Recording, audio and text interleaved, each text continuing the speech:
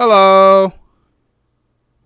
I hate every single last goddamn one of you.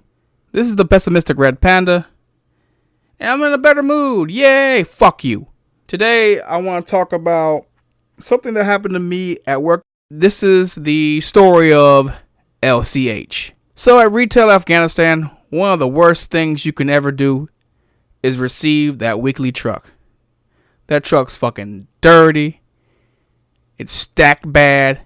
And it's just a fucking horrible environment. One truck day, we just finished setting up the rollers for the freight to roll down the store. The rollers are just jacked the fuck up. They've seen the waters and winds of several hurricanes and storms.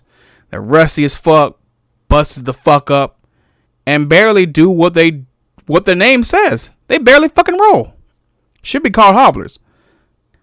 The crazy thing is, they may be the longest standing employee of Retail Afghanistan. Truck driver was a cool dude. He was very optimistic. He was thinking we can complete the truck in like 2 hours. I'm like, 2-hour truck? When's the last time I had that shit happen? He even tried to make a bet with the boss, but the boss wasn't buying that shit. The truck was about, give or take, 15 to 1,600 cases. My crew usually takes around 3.5 to 4 hours to do that ton truck. So 2 hours sort of pushing it. Let me give you the weather. The skies look black as fuck. It looked like about to rain. It looked like the setting for my best nightmares. I mean, I'm living a nightmare right now, but you know. Anyone that lives in Southwest Georgia knows about the bipolarness of the weather. It's just like a fuckboy talking a lot of shit. You see his muscles, you see the anger, but in the end, that nigga ain't about to do shit. So yeah, it didn't rain. But it was hot as fuck. It was hot as goddamn sizzling boob sweat. Uncomfortable like a bead of sweat and gliding down your back and maneuvering between the crack of your ass. It was sticky like honey buns put in the microwave for 15 seconds. But you remove them at 13 seconds in because, you know, you're superstitious fuck. The weather was pretty fucked that day. So out the corner of my eye, I saw this homeless guy. He was riding on a teal beach cruiser. Now, I've seen this guy around before. Usually he goes dumpster diving. He's always asking if he can get some cans out the back room or whatever for, like, you know, empty cans. And I ain't about to give him no merchandise. I ain't about to lose my job with that motherfucker. He had a scruffy beard. He was nappy, dirty clothes, you know. Usual homeless person look. He has this thing for calling me hard worker. He's like, hey there, hard worker. The truck driver get this amazing idea. And hopefully you can hear the sarcasm in my voice. He was going to put this guy on the rollers just to make sure the boxes stay on the rollers. He was going to hire him. I didn't like the idea at all. I was fully against that shit. So by the time the truck driver gets this idea, we're probably maybe like a tenth of the way through the truck.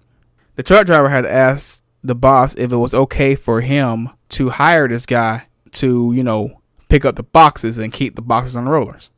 The boss was okay with it, but she said if she came back in the back room and saw boxes on the ground, she would fire him herself. That's fucking savagery. It started off pretty good. All the boxes, you know, remained on those ragged ass rollers. If they made their way into the store, you know, the stalkers or the freight people would put the boxes where they belong. When more people arrived, there was less stuff, I guess, to stop the momentum of the boxes coming in. LCH could barely keep up. He kept talking shit the entire fucking time. I remember this one point where we get these pool noodles and he would just throw them in there. I'm like, dude, you're going to hit somebody with that shit.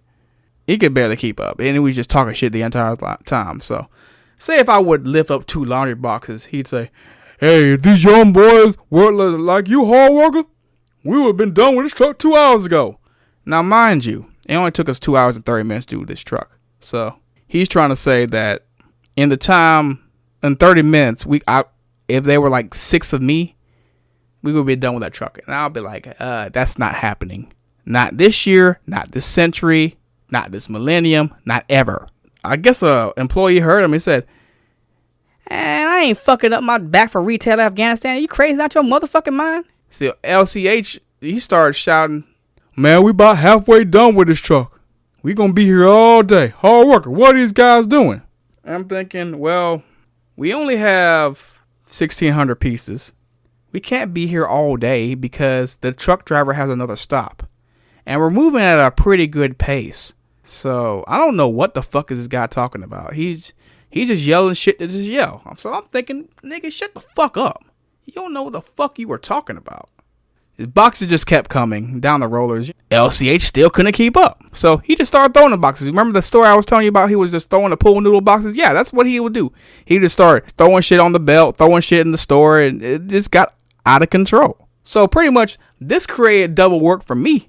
My job was to reorganize the boxes on the belt, so they would be in their correct departments. And this dude was just throwing shit everywhere. So if somebody pick up a stack, they would have to go to multiple departments, and that's not really efficient. I would have to pick up boxes off the ground because this fucker couldn't keep up, and I'd also have to organize the shit.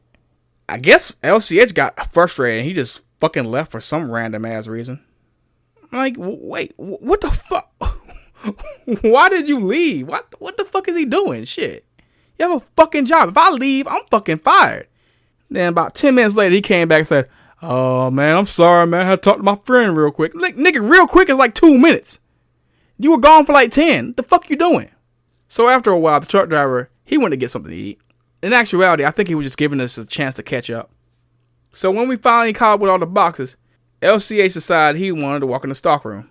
He looked around and he was like, he'd never seen a back room before or some shit. You know, it was hot. So he asked, hey, hard worker, you got a bottle of water for me? I replied, no, I don't. He looked at a bottle of water on the break room table.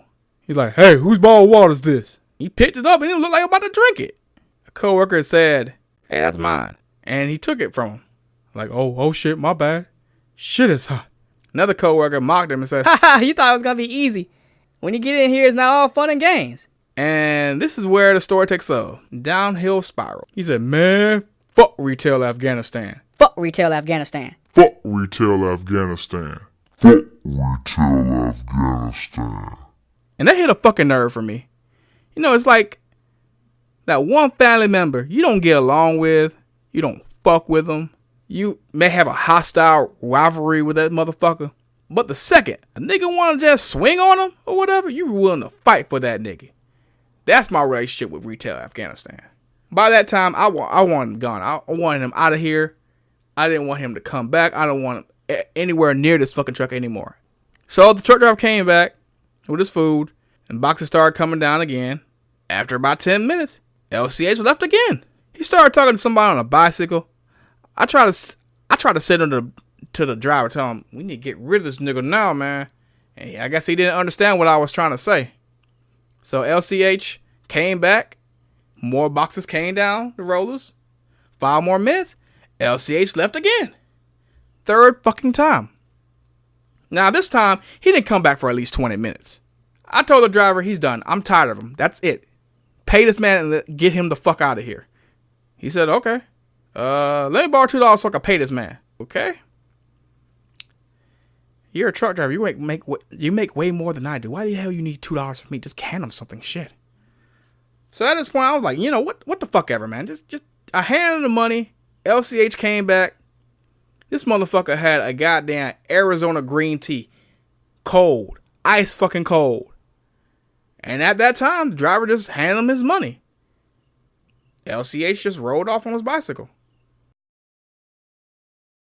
Truck driver said, you know, he chose to live that way. There's not much we can do for him. And that's pretty much the story. Wait a goddamn second. The driver still owes me $2 damn. God damn it. Ugh. Let's go to the final thought. I seriously need to find my doppelganger. There's a doppelganger around the city. Looks exactly like me. Except I'm a little bit heavier than he is. Got the same glasses, same hair. And I'm tired of people mistaking me for him. No, I'm not Toya's husband. I'm not this nigga. God damn it. Well, that's it. You can fuck off now.